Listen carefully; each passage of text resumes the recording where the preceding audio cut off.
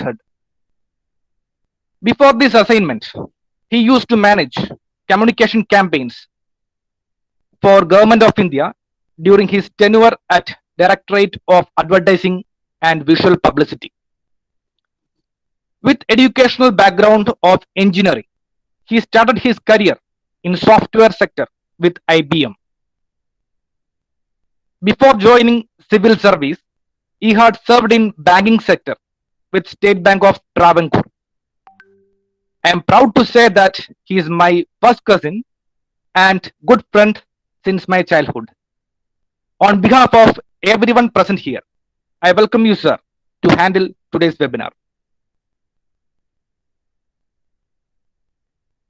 Next, I would like to welcome the HOD of Commerce Department, Dr. Joshi Andrews, who, with his vigorous and creative ideas, pushes our department to new heights. Welcome you, sir, to this session. Next, I welcome my beloved colleagues wholeheartedly to this webinar. Last but not the least, I welcome the gems of today's program, my dearest students, to this webinar. May this session enlighten you. Thank you all. Over to Ajay.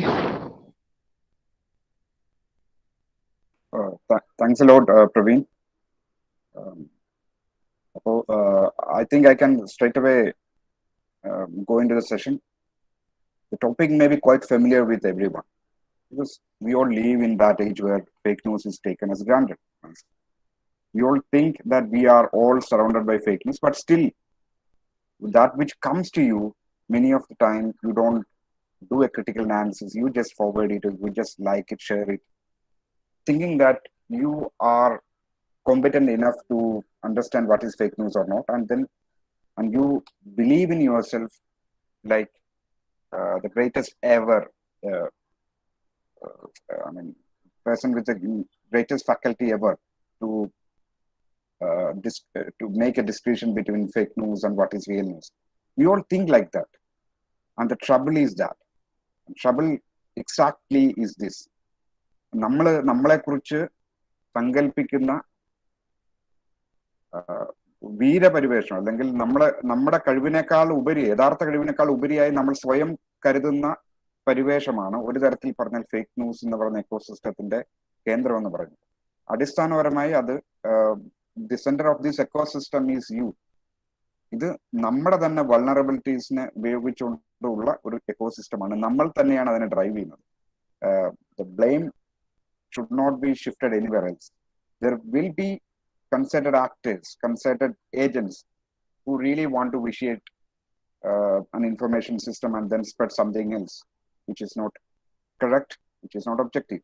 But ultimately, the culpability comes down on us. നമ്മൾ തന്നെയാണ്, കാരണം നമ്മളാണ് ഇതിൻ്റെ അത് key players. Once the news is generated by someone else, it doesn't become part of the whole narrative. It becomes part of the narrative only when you are involved in it. അതുകൊണ്ടാണ് we must be vigilant enough to understand between or rather equip yourself with the faculty to differentiate between news, fake news, and what is to be shared and not. And from the perspective of a commercial firm as well, from that perspective also, understanding this ecosystem is very important, and understanding the vulnerabilities of a human being, because ultimately human being is evolved after millions of years on this earth, and we have evolved with certain traits that suited some 20,000 or maybe like 100,000 years back. നമ്മളായിരിക്കുന്ന അവസ്ഥയിൽ ഇന്ന് നമ്മൾ കാണുന്ന ആധുനിക മനുഷ്യന്റെ ഉദയം എന്ന് പറയുന്നത് വളരെ റീസെന്റ് ആയി സംഭവിച്ചതാണ്. അടിസ്ഥാനപരമായി ശാസ്ത്ര സാങ്കേതിക മേഖലകൾ വികസിക്കുന്നതൊക്കെ അടുത്ത കാലത്ത് സംഭവിച്ച ചില മാറ്റങ്ങളാണ്. നമ്മുടെ ഇൻഫോർമേഷൻ ഗ്യാതറിംഗ് മെക്കാനിസം മാറി. പക്ഷെ നമ്മുടെ തലച്ചോറ് വയറ് ചെയ്യപ്പെട്ടിരിക്കുന്നത് പണ്ടെപ്പോഴോ സംഭവിച്ചിരിക്കുന്ന, അതായത് എത്രയോ ലക്ഷം വർഷങ്ങളിലൂടെ മനുഷ്യൻ കടന്നു പോയിട്ടുള്ള ദുരിതപൂർണമായ ജീവിതം, അവന്റെ പൂർവികർ കടന്നു പോയിട്ടുള്ള ദുരിതപൂർണമായ ജീവിതം, എങ്ങനെയാണ് ഇൻഫർമേഷൻ പെട്ടെന്ന് വന്നാൽ അപ്പൊ തന്നെ അധികം പ്രോസസ് ചെയ്യാൻ നിൽക്കാതെ പെട്ടെന്ന് തന്നെ ഇൻഫർമേഷൻ അടിസ്ഥാനപ്പെടുത്തി ആക്ഷൻ എടുക്കുക തുടർന്ന് വളരെ സ്പോണ്ടേനിറ്റിയിൽ അടിസ്ഥാനപ്പെട്ടാണ് മനുഷ്യന്റെ തലച്ചോറ് വികസിച്ചിരിക്കുന്നത്. കാരണം തൊട്ടടുത്തുനിന്ന് നോക്കിക്കഴിഞ്ഞാൽ അല്ലെങ്കിൽ ദൂരത്തുനിന്ന് ഒരു കാഴ്ചയിൽ പാമ്പെന്ന ഒരു വസ്തുവിനെ പോലെ എന്ത് കണ്ടാലും അപ്പോൾ തന്നെ അഡ്രിനാലിൻ റഷ് ചെയ്യപ്പെടാനും ഓടാനുമുള്ളതാണ് നമ്മുടെ തലച്ചോറിരിക്കുന്നത്.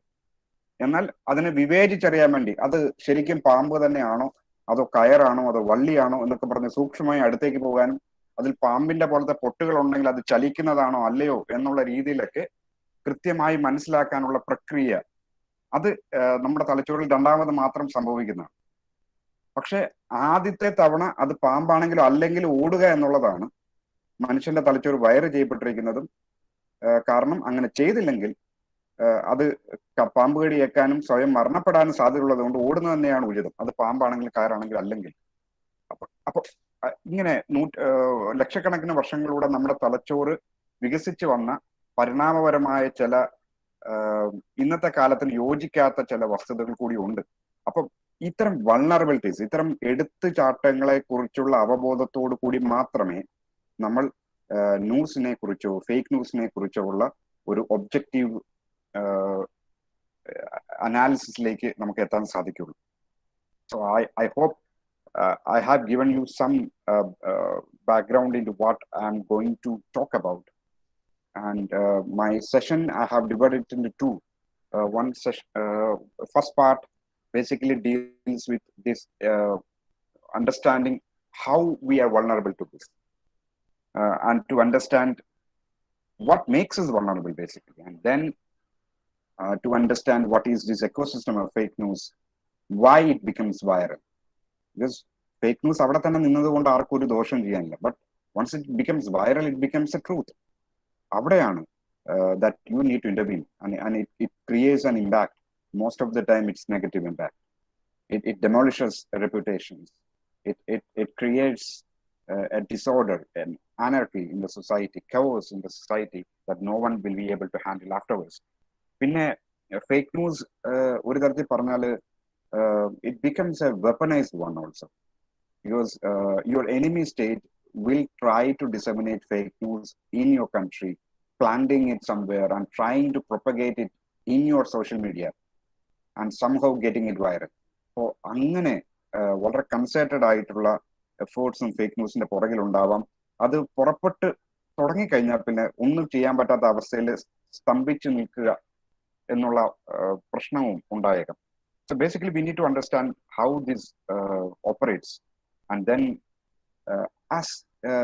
പിന്നെ ഞാൻ വേറൊരു ഒരു ഫാക്ട് അല്ലെങ്കിൽ ഒരു perspective I want to share with every one. ഒരു കമ്പനി അല്ലെങ്കിൽ ഒരു ഫേം എന്ന് പറയുന്നത് it's not just a commercial thing, and there is always a marketing involve. അപ്പോൾ what is a part of the communication in this whole business environment? In my opinion, the whole business, once it graduates to another level, it works in basically in a model which is based on communication. You need to communicate about what your product is. Ultimately it's marketing, but marketing, if you look in its granularity, it is ultimately a domain, a subdomain of communication. The color you choose for your product, the tagline you choose for your product, everything comes under the grand domain of communication. And that's why in being in the world of commerce and to be in this domain for maybe in your career, you need to be aware about how communication play an important role in corporate governance, and how this corporate communication as a domain is critical in ensuring the reputation management of a firm. Because ultimately, whether your firm makes good product or not, unless your reputation is there, it will not sell. So this is where the fake news can create havoc. Once it comes into the system, once it vitiates the brand image, then nothing is left for you. However good your product is, it will not sell. ഇത് ഒരു തട്ടുകടക്കാരനും ബാധകമാണ് ഒരർത്ഥത്തിൽ പറഞ്ഞാൽ. അല്ലെങ്കിൽ ഒരാള് കരുതിക്കൂട്ടി ഒരു നുണ അടിച്ചിറക്കുകയാണ്, അയാളുടെ ഇറച്ചി, ഫോർ എക്സാമ്പിൾ പുള്ളിയുടെ നല്ല ഒന്നാന്തരം മട്ടൺ ഇറച്ചി ഇത് പട്ടിയിറച്ചിയാന്ന് ഒരു വ്യാജ പ്രചരണം ഉണ്ടായാൽ മതി. Then his business is over. And think about, I mean, in the place of a petty merchant, think about a large corporate which has market reach in many different countries. Then the impact of such not bad news, such fake news will be so critical. It will destroy everything. അപ്പോൾ ഇവിടെ ഒരു ചോദ്യം ഉണ്ടാകും. I mean, of course there is a difference between bad news and fake news. That I agree. Because bad news is something which you have done something wrong and that news has spread out. That is bad news, and that will come after haunting you because it's ultimately karma. But how about the fake news? People are creating something against you, and if you are not able to pick it up at the right moment and counter it accordingly, if you don't have a system in your company to deal with these misinformations, then your future is gone forever. Whenever you graduate out and choose specialization and maybe grow up in a corporate environment, you will come to understand the importance of this domain, communication, and how critical it would be in future as well to manage your company into prosperity. So I'm just starting my presentation. There are I haven't put any graphics or picture, anything, just explain, because I just started it and then finished this. So I hope you can see this. Hello? Yes, we can see. You can see the and maybe you can see me also, right? Yes, we can see. Okay, thank you. So I'm just, I mean, how many of you know that there exist people on this earth who believe that earth is flat? I'm just asking. I mean, I never believed that this kind of people existed. But there is a section of people, and they have a very active online presence. They own some YouTube channels as well, and they propagate this idea, and they firmly believe that the earth is flat, and whatever is being said that the earth is a sphere, ഈ ഭൂമി ഗോളാകൃതിയിലാണ് എന്ന് പറയുന്ന ഗൂഢാലോചനക്കെതിരെയുള്ള കുരിശുയുദ്ധമാണ് അവരുടെ ജീവിതം. ഇത് വിശ്വസിക്കാൻ പറ്റുന്നുണ്ട്. Fighting against a globalist lies that the earth is spherical. അതാണ് അവരുടെ ഒരു വലിയ മുദ്രാവാക്യം തന്നെ. ഇത് എന്തുകൊണ്ടായിരിക്കും മനുഷ്യർ ഇങ്ങനെ വിശ്വസിക്കാൻ പറ്റുന്നത് എന്നാണ് ഞാൻ ആലോചിക്കുന്നത്. നമ്മള് കൊച്ചുനാൾ മുതലേ നമ്മൾ കേൾക്കുന്നുണ്ട് ഗോളാകൃതിയിലാണെന്നുള്ളതും, പക്ഷെ അതിനുള്ള തെളിവുകളും ഒരുപാട് ലഭ്യമാണ്. Despite all these evidences and arguments in favor of a spherical earth, why is it that there still exists a section of people who believe that the earth is flat? അപ്പൊ അവിടെയാണ് നമ്മൾ ഒന്നെങ്കിൽ നമ്മൾ വളരെ പെട്ടെന്ന് we can simplistically deny everything as like lunatic or something. ഭ്രാന്ത് എന്ന് പറയുന്ന ഒറ്റ സിംപ്ലിസ്റ്റിക് ആയിട്ടുള്ള ഡെഫിനേഷൻ കൊണ്ട് നമുക്ക് ഇതിനെയൊക്കെ അങ്ങ് കളയാം. പക്ഷെ അത് അപകടകരമാണ്. കാരണം ഇത്തരം വിശ്വാസങ്ങൾ പോലും മനുഷ്യന്റെ ചില വൾണറബിലിറ്റീസിൽ നിന്നാണ് ഉണ്ടാവുന്നത് എന്നാണ് എൻ്റെ ഒരു ആർഗ്യുമെന്റ്. അപ്പോ നമ്മളിൽ തന്നെയല്ല എല്ലാ ഡേറ്റയും ശേഖരിച്ചു വെക്കുന്നത്, എല്ലാ അറിവും ശേഖരിച്ചു വെക്കുന്നത്. V draw the data and information from outside always. 1982 നടന്നിട്ടുള്ള ഒരു സ്റ്റഡി ഉണ്ട്. അതില് മനുഷ്യൻ എത്രത്തോളം ഓർമ്മിച്ചു വെക്കുന്നു എന്നുള്ളതിനെ കുറിച്ചുള്ള ഒരു പഠനമാണ്. സാധാരണ മനുഷ്യൻ എത്രത്തോളം ഓർമ്മിച്ചു വെക്കുന്നു, എന്നിട്ട് അതിനെ ഒരു കമ്പ്യൂട്ടർ എത്രത്തോളം ശേഖരിച്ചു വെക്കുന്നു എന്നുള്ള ഡേറ്റയിലേക്ക് എക്സ്ട്രാപൊളേറ്റ് ചെയ്യാനുള്ള ശ്രമം. ഏതാണ്ട് 70 വർഷത്തെ മനുഷ്യന്റെ ജീവിത കാലയളവിൽ അവൻ എത്രത്തോളം ഇൻഫർമേഷൻ അവന്റെ തലച്ചോറിൽ സ്റ്റോർ ചെയ്ത് വെക്കുന്നു എന്നുള്ള നോക്കുമ്പോൾ ഏതാണ്ട് 1 GB എന്നോ മറ്റോ ഉള്ളൊരു കണക്കാണ് വന്നത്. എന്ന് പറഞ്ഞാൽ you think about this 1 GB such a minimal amount. അപ്പൊ അത്രമാത്രം ഇൻഫർമേഷനാണ് നമ്മൾ നമ്മുടെ തലച്ചോറിൽ ശേഖരിക്കുന്നത്. Why? Because everything comes from outside. നമുക്ക് ആവശ്യമുള്ളപ്പോൾ കൃത്യമായി നമുക്ക് പുറത്തു നിന്ന് സമാഹരിക്കുന്നതാണ് ഇതെല്ലാം. അപ്പൊ അതുകൊണ്ട് എവിടെയാണ് ആ പ്രശ്നം എന്ന് പറയുന്നത്? പക്ഷെ നമുക്കിത് അറിയില്ല. കാരണം നമ്മൾ പുറത്തു നിന്നാണ് എല്ലാം സമാഹരിക്കുന്നത് എന്നുള്ള വസ്തുത നമുക്ക് അറിയാത്തത് കൊണ്ട് ചില പ്രശ്നങ്ങളിലേക്ക് എത്തിച്ചേരുകയാണ്. That we often never estimate the limits of our own understanding. അപ്പൊ ഇതിന്റെ ഒരു നല്ല വശമുണ്ട്. അതായത് ഈ നമ്മൾ പരസ്പരം കൈമാറുന്ന വിവരങ്ങൾ, നമ്മൾ പരസ്പരം പങ്കുവെക്കുന്ന വിവരങ്ങളിൽ കൂടിയാണ് മനുഷ്യ കുലത്തിന്റെ പുരോഗതിയും അതിന്റെ വികാസവും ഒക്കെ സംഭവിച്ചിരിക്കുന്നത്. പക്ഷെ ഇതിന്റെ ഒരു നെഗറ്റീവായിട്ടുള്ള വശം എന്താന്ന് ചോദിച്ചാൽ, ഫേക്ക് ന്യൂസിന്റെ മൊത്തം എക്കോസിസ്റ്റം ഡ്രൈവ് ചെയ്യുന്നത് ഈ ഒരു ഫീച്ചർ വെച്ചിട്ടാണ്. അപ്പം എവിടെയായിരിക്കാം ഫേക്ക് ന്യൂസിന്റെ ഒരു തുടക്കം? ഫേക്ക് ന്യൂസ് ഞാൻ പറയുന്നത് ഇറ്റ്സ് എ സ്പെക്ട്രം.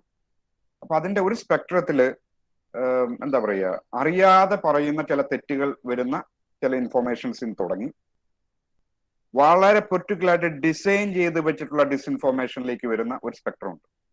അതായത് അറിയാതെ ഒരാൾ പറയുന്ന ഒരു തെറ്റ് ബാക്കിയുള്ളവർ വിശ്വസിക്കുക, അങ്ങനെ പോകുന്ന സംഗതി മുതൽ വളരെ ഡെലിബറേറ്റ് ആയിട്ട് ഡിസൈൻ ചെയ്ത ഡിസ്ഇൻഫർമേഷൻ ക്യാമ്പയിനിങ് മുതലുള്ള ഈ എക്സ്ട്രീമിനെ മുഴുവനായിട്ട് വേണമെങ്കിൽ നമുക്ക് ഫേക്ക് ന്യൂസ് എന്ന് വിളിക്കാൻ സാധിക്കും.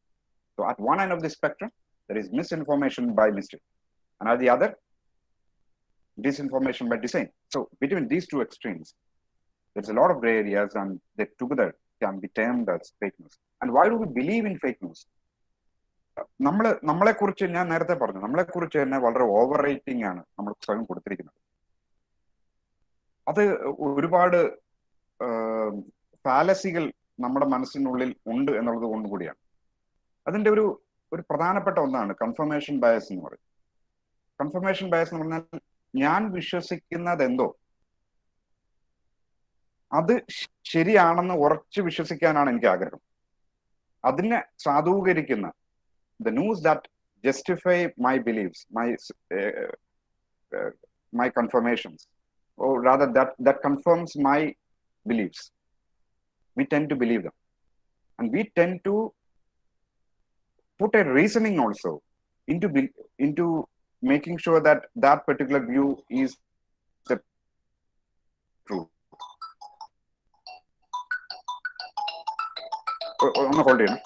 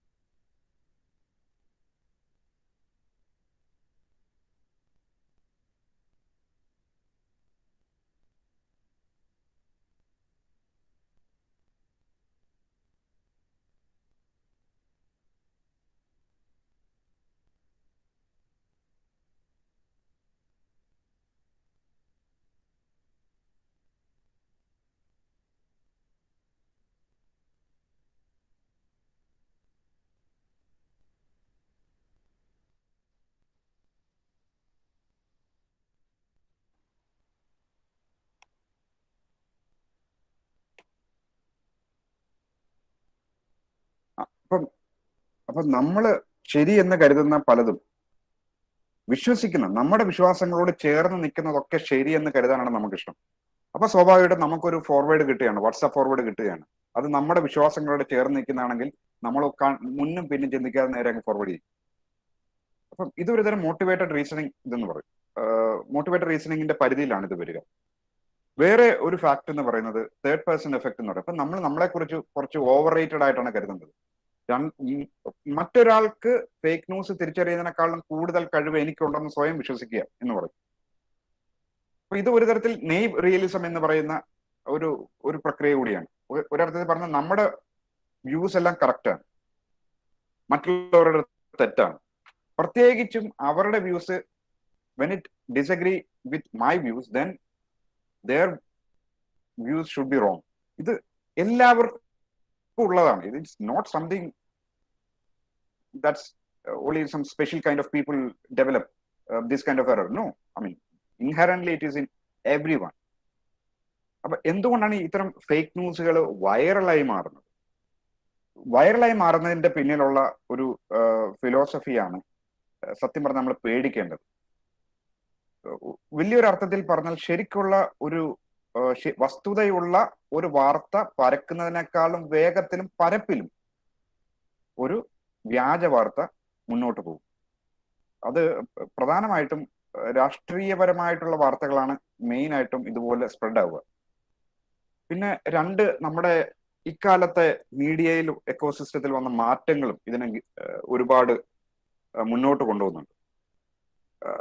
ഇന്ന് ഇപ്പൊ അമേരിക്കയുടെ സ്റ്റഡീസ് മാത്രമേ ഞാൻ കണ്ടിട്ടുള്ളൂ, ഇന്ത്യൻ പെർസ്പെക്റ്റീവ് സ്റ്റഡി ഞാൻ കണ്ടിട്ടില്ല. പക്ഷെ സ്റ്റിൽ അമേരിക്കൻ പെർസ്പെക്റ്റീവ് സ്റ്റഡീസിൽ പ്രധാനമായിട്ട് ട്രംപ് അധികാരത്തിലേറിയ വർഷം അന്ന് നടത്തിയൊരു പഠനമാണ്. അന്ന് അമേരിക്കൻ യൂത്ത് എങ്ങനെയാണ് വാർത്തകൾ ശേഖരിക്കുന്നത്, യൂത്ത് മാത്രമല്ല എല്ലാവരും ശേഖരിക്കുന്നത് എങ്ങനെ എന്നുള്ള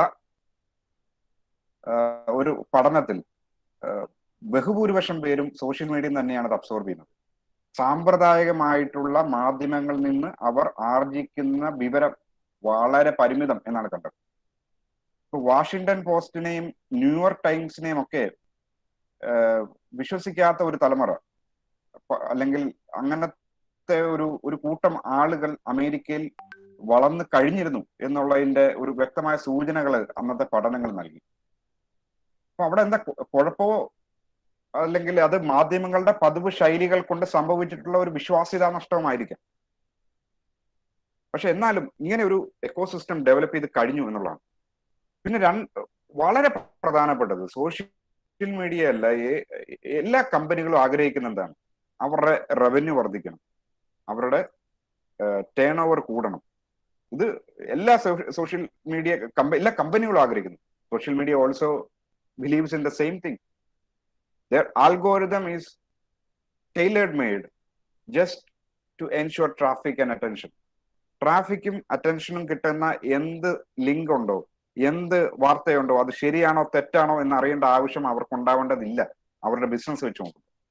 അവരുടെ ബിസിനസ് മാക്സിമം ആളുകളിലേക്ക് അത് എത്തിക്കുക, മാക്സിമം ഐബോൾസ് ഉണ്ടാക്കുക, അഡ്വർടൈസ്മെന്റ് സെല് ചെയ്യുക. അപ്പം സ്വാഭാവികമായിട്ടും ഫേക്ക് ന്യൂസിന്റെ ഒക്കെ ഒരു കോമൺ നേച്ചർ എന്ന് പറയുന്നത് തന്നെ വൈറലാക്കാൻ വേണ്ടി ടൈലർമെയ്ഡ് ആണ്. നല്ല ക്യാച്ചി ആയിട്ടുള്ള ഹെഡ്ലൈൻസ്, വളരെ നിങ്ങളിലുള്ള ഇമോഷൻ ആവശ്യപ്പെടുന്ന, ഇമോഷനെ വളരെയധികം എക്സാജറേറ്റ് ചെയ്യുന്നുള്ള ഒരു എഫക്റ്റ് ഉണ്ടാക്കുന്ന ഹെഡ്ലൈൻസും ഒക്കെ ചേർന്നുകൊണ്ടാണ് എല്ലാ ഫേക്ക് ന്യൂസും, മിക്കവാറും ഉള്ള ഫേക്ക് ന്യൂസുകൾ ഉണ്ടാവുക. അപ്പൊ ഒരു തരത്തിൽ പറഞ്ഞാൽ വളരെ ക്യാച്ചി ആയിട്ടുള്ള ഹെഡ്ലൈൻസ് ആണോ, എന്നാൽ സൂക്ഷിക്കുക എന്ന് വേണമെങ്കിൽ നിങ്ങൾ സ്വയം മനസ്സിൽ ഓർക്കാവുന്നതുമാണ്. പിന്നെ മറ്റൊന്നാണ് ഇലൂസറി ട്രൂത്ത് എഫക്ട് എന്ന് പറയും. ഇലൂസറി ട്രൂത്ത് എഫക്റ്റും സത്യം പറഞ്ഞാൽ തെളിയിച്ചു കഴിഞ്ഞിട്ടുള്ളതാണ് പഠനങ്ങൾ വഴി. ഇത് പഴയ ഗീബൽസിന്റെ തന്ത്രം തന്നെയാണ്. ഒരു തരത്തിൽ പറഞ്ഞാൽ repeat a lie often enough and it becomes a truth. Nazi പ്രൊപ്പഗാൻഡയുടെ അടിസ്ഥാന ഇതായിട്ട് പറയപ്പെടുന്ന ഗീബൽസിലേക്ക് ആട്രിബ്യൂട്ട് ചെയ്യപ്പെടുന്ന ഒരു കോട്ടാണിത്. ഗീബൽസ് ഇങ്ങനെ അല്ല പറഞ്ഞത്. Still the idea remains same. Repeat something often enough. അത് മാക്സിമം നമുക്ക് പരിചയമുള്ള വാർത്തകൾ ഒരുപാട് കുന്നുകൂടി വരുമ്പോൾ സ്വാഭാവികമായിട്ട് കുറെ കഴിയുമ്പോൾ നമ്മൾ അത് ശരിയെന്ന് വിശ്വസിച്ചു പോകും. അപ്പം ഇതും ഫേക്ക് ന്യൂസ് ഇങ്ങനെ വൈറലാകാനുള്ള ഒരു കാരണമാണ്. Ultimately it's not the technology is to be blamed for the erupt for this blast of fake news. It's not technical problem per se, but it's a human problem. നമ്മുടെ ഉള്ളിലെ vulnerabilities തന്നെയാണ് ഇത് ഉണ്ടാക്കുന്നത്. It needs a human intervention to put a brake into this pandemic. I mean pandemic as we know it exists around us in the form of COVID, but fake news is equally a pandemic. And if you don't put enough social distancing, enough countermeasures, then we are lost forever. And that's what I want to assert. We can't expect machine learning to smoothen this way out. ഇത് ഒരു വലിയൊരു അർത്ഥത്തിൽ it's A civic mission. നമ്മുടെ media literacy, നമ്മുടെ information literacy, ഇതിനെയൊക്കെ മെച്ചപ്പെടുത്താതെ മുന്നോട്ട് പോകാൻ പറ്റാത്ത ഒരു കാലഘട്ടത്തിൽ നമ്മൾ എത്തിയിരിക്കുകയാണ്. അപ്പോൾ it becomes a duty of each and every one among us to ensure that what we know is true, not true. Basically, it can be verifiable. Unless something is verifiable, better you don't forward it. Just give some moments to ponder over what really is the intention behind this message. Can we fact check it? Can we make sure that can we make sure that there is a credible source for this information? Only then you forward it. Otherwise, kindly desist from that urge to forward. ഇത് നമുക്ക് എന്ത് ചെയ്യാൻ പറ്റും എന്ന് പറഞ്ഞാൽ simple ആണ്. ഒരുപാട് fact check സൈറ്റുകൾ നിലവിൽ എക്സിസ്റ്റ് ചെയ്യുന്നുണ്ട്. ഇപ്പൊ ചില സൈറ്റുകൾ, ഉദാഹരണത്തിന് സ്നോപ്സ് എന്ന് പറഞ്ഞു, ഞാൻ പ്രൈമറിലി ചെയ്തുകൊണ്ടിരിക്കുന്ന ഒരു മെക്കാനിസം, കുറെ നാളുകളായി ചെയ്തുകൊണ്ടിരിക്കുന്നതാണ്. ഒരുപാട് വൈറലായിട്ടുള്ള വാട്സപ്പ് ഫോർവേഡുകൾ നമുക്ക് വരുമ്പോൾ അതിന്റെ കീവേഡുകൾ എടുത്തിട്ട് ജസ്റ്റ് ഒന്ന് ഗൂഗിളിൽ വെച്ചിട്ട് ജസ്റ്റ് ആ കീവേഡുകളും പ്ലസ് ഹോക്സ് എന്ന് പറഞ്ഞ് അടിച്ചു കഴിഞ്ഞാൽ നമുക്ക് ഒരുപാട് ഫാക്ട് ചെക്ക് സൈറ്റുകളിൽ നിന്ന് അത് ഹോക്സ് ആണെങ്കിൽ എന്തെങ്കിലും ഒരു ലിങ്ക് നമുക്ക് കിട്ടാതിരിക്കത്തില്ല. അപ്പൊ അങ്ങനെ വിശ്വസിക്കാൻ പറ്റുന്ന കുറച്ച് ഫാക്ട് ചെക്ക് വെബ്സൈറ്റുകളാണ് ഞാനിപ്പോൾ പറഞ്ഞിരിക്കുന്നത്. സ്നോപ്സ് എന്ന് പറഞ്ഞ ഒരു വെബ്സൈറ്റ് ഉണ്ട്, factcheck.org ഉണ്ട്, ഫാക്ട് ചെക്കർ ഉണ്ട്, പിന്നെ trutherfiction.org, പിന്നെ ഓൾട്ട് ന്യൂസ് ഒക്കെ ഇന്ത്യൻ പെർസ്പെക്റ്റീവിലാണ്. ബൂം, വെബ് പ്രൂഫ്, ഇത്തരം ഫാക്ട് ചെക്കിംഗ് വെബ്സൈറ്റുകൾ തന്നെ നിലവിലുണ്ട്. പിന്നെ മറ്റൊന്ന് നമുക്ക് തന്നെ ചെയ്യാവുന്ന ഒന്നാണ് റിവേഴ്സ് ഇമേജ് സെർച്ച് എന്ന് പറയും. ഗൂഗിൾ ഇമേജ് എടുക്കുക, നമുക്ക് എന്തെങ്കിലും അറിഞ്ഞുകൂടാത്ത അല്ലെങ്കിൽ സംശയം ജനിപ്പിക്കുന്ന ഒരു പടം നമ്മൾ എവിടെ നിന്നെങ്കിലും കിട്ടിക്കഴിഞ്ഞാൽ നേരെ ഗൂഗിൾ ഇമേജിൽ കൊടുക്കുക, സെർച്ച് ചെയ്യുക, ഈ പടത്തിന്റെ ആദ്യം ഇത് ചെയ്താരെ നോക്കുക, എന്തൊക്കെ വാർത്തകളാണ് ഇത് ബേസിക്കലി ലിങ്ക് ആയിട്ടുണ്ടെന്ന് നോക്കുക. ഇങ്ങനെ തന്നെ നമുക്ക് ഒരു തരത്തിൽ പറഞ്ഞാൽ ഒരു checking is possible from our side. അപ്പൊ നമ്മൾ മിനിമം ഇതൊക്കെ ചെയ്തിട്ട് മിനിമം അതൊന്ന് ഫോർവേഡ് ചെയ്യാൻ വേണ്ടി നമ്മൾ ശ്രമിക്കാവുള്ളൂ. പിന്നെ ഫേക്ക് ന്യൂസിന് ഒരു 3 ക്യാരക്ടറിസ്റ്റിക്സ് ഉണ്ട്. അത് എവരിവെയർ ഇറ്റ്സ് ദ സെയിം. ഇത് ഇപ്പൊ നിങ്ങള് ഉദാഹരണത്തിന്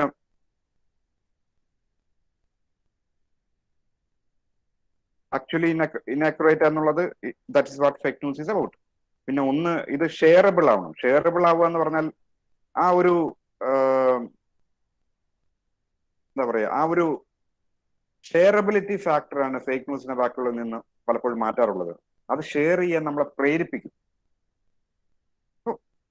അത്തരം സംഗതികളെ നമുക്ക് മനസ്സിലാക്കുക എന്നുള്ളത് വളരെ പ്രധാനമാണ്. പിന്നെ മറ്റൊന്നാണ്, നിങ്ങളുടെ വികാരങ്ങളെ അത് it will try to leverage your emotion. നമ്മുടെ ഡിസ്റ്റോർട്ട് ചെയ്യാനുള്ള ഒരു ശ്രമം നമ്മുടെ ഇമോഷൻസുമായിട്ടാണ് അതിന്റെ വർക്ക് നടക്കുക.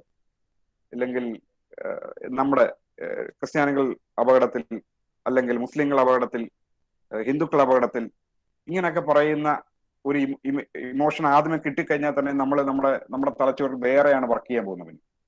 പിന്നെ നമ്മൾ മുന്നും പിന്നും നോക്കാതെ ഒരു കളിയിലേക്ക് ഇറങ്ങാൻ പോവുക. അപ്പൊ ഇത്തരം പ്രിജുഡിസുകളെ മുതലെടുക്കുന്ന ചില ടൈറ്റിൽസ് കാണും, ചില പോയിന്റ്സും ഒക്കെ സ്വാഭാവികമായിട്ടും ഇത്തരം ഫേക്ക് ന്യൂസുകൾ ഉപയോഗിക്കാറുണ്ട്. പിന്നെ വേറൊരു കാര്യം ശ്രദ്ധിക്കണം, നമുക്കിഷ്ടപ്പെട്ടകളെ ഒക്കെ തന്നെ ഫേക്ക് ന്യൂസ് എന്ന് കരുതാനും അത് അങ്ങനെ മുദ്ര കുത്താനും ഉള്ള ഒരു പ്രവണത അടുത്ത കാലത്തായിട്ട് കാണാൻ പറ്റുന്നുണ്ട്. അപ്പോൾ ഇതിന്റെ ഒരു ക്ലാസിക് എക്സാമ്പിൾ എന്ന് പറയുന്നത് 2016 ട്രംപിന്റെ ആദ്യ ഇലക്ഷൻ വിജയത്തോടു കൂടിയാണ് അല്ലെങ്കിൽ അതിൻ്റെ ഉള്ള ക്യാമ്പയിൻ നടക്കുമ്പോഴാണ് ഫേക്ക് ന്യൂസ് എന്നൊരു പദം പൊതുവെ വളരെ പോപ്പുലാരിറ്റി നേടുന്നത്. പക്ഷെ അത്ഭുതകരം എന്ന് പറയട്ടെ, ആ പദം പോപ്പുലർ ആക്കുന്നത് തന്നെ ട്രംപാണ് അത് ഉപയോഗിക്കുന്നത്, ഫേക്ക് ന്യൂസ് എന്നൊരു പദം. പക്ഷെ ട്രംപ് ഉപയോഗിച്ചത് ന്യൂയോർക്ക് ടൈംസിനെയും അല്ലെങ്കിൽ വാഷിംഗ്ടൺ പോസ്റ്റിനെയും ഒക്കെ വിശേഷിപ്പിക്കാൻ വേണ്ടിയായിരുന്നു ഫേക്ക് ന്യൂസ് എന്ന് പറഞ്ഞുകൊണ്ട്. അപ്പോൾ ഒരർത്ഥത്തിൽ നമുക്ക് ഇഷ്ടമല്ലാത്ത ഒന്നിനെ ഫേക്ക് ന്യൂസ് എന്ന് പറയുന്നത് അതൊരു നല്ല പ്രവണതയല്ല. പക്ഷെ അടുത്ത കാലത്തായിട്ട് അങ്ങനെ ബ്രാൻഡ് ചെയ്യാനുള്ളത്, നമ്മുടെ എതിരാളികൾ അവതരിപ്പിക്കുന്ന എല്ലാത്തിനെയും ഫേക്ക് ന്യൂസ് എന്ന് പറയാനുള്ള ഒരു പ്രവണതയുണ്ട്. അപ്പൊ എന്തല്ല ഫേക്ക് ന്യൂസ് എന്ന് പറയുമ്പോൾ ശ്രദ്ധിക്കേണ്ട ഒരു സംഗതി, സറ്റയർ ന്യൂസുകൾ എന്ന് പറയുന്ന ഒരു വിഭാഗമുണ്ട്. അല്ലെങ്കിൽ എന്താ പറയുക, ഇല്ലാക്കഥകൾ, നുണക്കഥകൾ എന്ന് പറഞ്ഞാൽ അത് നുണക്കഥ എന്ന് അവരുടെ താഴെ ഡിസ്ക്ലൈമറിനകത്ത് നോക്കിയാൽ അത് നുണക്കഥയാണ് കൃത്യമായി പറയും ചെയ്യും. ഉദാഹരണത്തിന് എണിയൻ എന്ന് പറയുന്ന ഒരു വെബ്സൈറ്റ് ഉണ്ട്, ബിവർട്ടൺ എന്ന് പറയുന്ന വെബ്സൈറ്റ് ഉണ്ട്. ഇതൊക്കെ ഫേക്കിംഗ് ന്യൂസ് എന്ന് നല്ല കൃത്യമായ ഡിസ്ക്ലൈമറിലുണ്ട്. പക്ഷെ ഡിസ്ക്ലൈമർ നോക്കാതെ ഞാൻ പലപ്പോഴും കണ്ടിട്ടുള്ള ആളുകൾ അത് അങ്ങോട്ടും ഇങ്ങോട്ട് ഷെയർ ചെയ്യുന്നത് വാസ്തവം എന്ന രീതിയിൽ. അത് നിങ്ങളൊന്ന് ശ്രദ്ധിക്കുക. എപ്പോഴും നമുക്കൊരു സംഗതി കിട്ടിയ ആർട്ടിക്കിൾ കിട്ടിക്കഴിഞ്ഞാൽ ആർട്ടിക്കിളിനുള്ള വെബ്സൈറ്റിനെ കുറിച്ച് പഠിക്കുക എന്നുള്ളതും പ്രധാനപ്പെട്ടതാണ് എന്ന് പറയുകയാണ് ഞാനിത്. പിന്നെ ഏതൊരു റിപ്പോർട്ടിങ്ങിലും വളരെ സത്യസന്ധമായിട്ട് ചെയ്താൽ കൂടിയും ചില വസ്തുതാപരമായ പിശകുകൾ കടന്നു വരാനുള്ള സാധ്യതയുണ്ട്.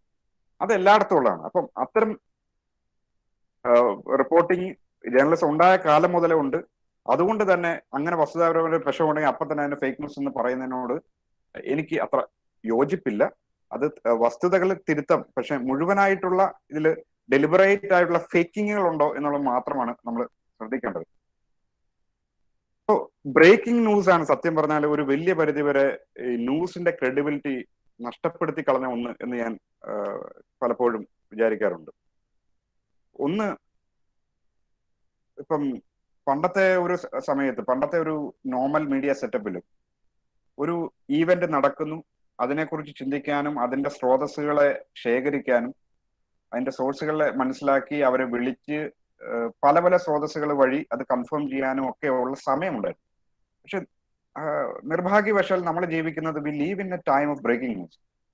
എന്തെങ്കിലും ഉണ്ടായാൽ അത് അപ്പോൾ തന്നെ നാട്ടുകാരെ അറിയിക്കുക എന്ന് പറയുന്ന ഈ ബഹളത്തിന്റെ പുറകെ പോകുമ്പോൾ അവിടെ എന്ത് സംഭവിച്ചു, ആദ്യം അറിയിച്ചത് ഞങ്ങളാണ് എന്ന് മാത്രം ആണ് പ്രയോറിറ്റി. വേരിഫിക്കേഷന് വേണ്ടിയുള്ള സമയമില്ല. ഞാൻ ഒരിക്കൽ അത് പറഞ്ഞു എന്നുള്ളത് കൊണ്ട് എനിക്കത് തിരുത്താൻ പറ്റാത്തൊരു അവസ്ഥയും ഉണ്ടാവുന്നു. അപ്പോ ഈ ഒരു ഇതില് വലിയൊരു അർത്ഥത്തിൽ ബ്രേക്കിംഗ് ന്യൂസിന്റെ കൺസ്യൂമേഴ്സായ നമ്മൾ ശ്രദ്ധിക്കേണ്ടത് പലതുമുണ്ട്. ഒന്ന്, ഇമീഡിയറ്റ് ആയ ഒരു സംഭവത്തെ കുറിച്ച് കൃത്യമായിട്ടുള്ള ഒരു സംഗതി ഇപ്പോൾ വരത്തില്ല, just wait for some time. രണ്ട്, അനോണിമസ് ആയിട്ടുള്ള സോഴ്സ് വഴി വരുന്ന പല വാർത്തകളും, ഇപ്പം കോട്ടിങ് അൺനെയിംഡ് ഒഫീഷ്യൽ എന്നൊക്കെ പറയുന്ന പലതും ചിലപ്പം അത് വിശ്വസിക്കേണ്ട, തൽക്കാലത്തേക്ക് വിശ്വസിക്കേണ്ട എന്ന് പറയണം എന്നാണ് ഞാൻ ആഗ്രഹിക്കുന്നത്.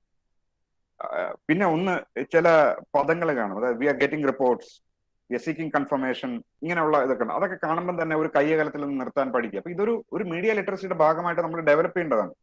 ഇതൊന്നും ഞാൻ ഫേക്ക് ന്യൂസ് എന്ന് പറയല്ല, ജസ്റ്റ് ഒരു മീഡിയ ലിറ്ററസിയുടെ ഭാഗമായി നമ്മൾ എങ്ങനെ ആർജിക്കണം എന്നുള്ളതാണ് ഇൻഫർമേഷൻ പ്രോസസ് ചെയ്യുന്നത്. പിന്നെ മൾട്ടിപ്പിൾ ആയിട്ടുള്ള സോഴ്സുകൾ ഉണ്ടാവുക എന്നുള്ളത് വളരെ പ്രധാനം.